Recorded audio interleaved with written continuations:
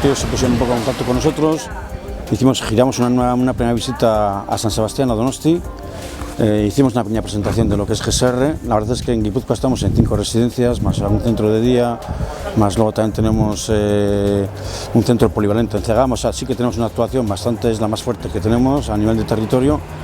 Y bueno, pues lo que quedaba era un poco que conociera también GSR desde dentro, ¿no? Y GSR desde dentro, pues entendemos que digamos que como proyecto estrella lo tenemos, es la residencia de Chavalete, ¿no? Que es una residencia referente para nosotros en cuanto a tamaño, en cuanto a lo que supone, incluso yo diría, de avances de sistemas de calidad y bueno, realmente pues es una invitación que le hicimos y que en concreto en este momento lo que haríamos sería presentar GSR y a su vez hacer una visita por las instalaciones.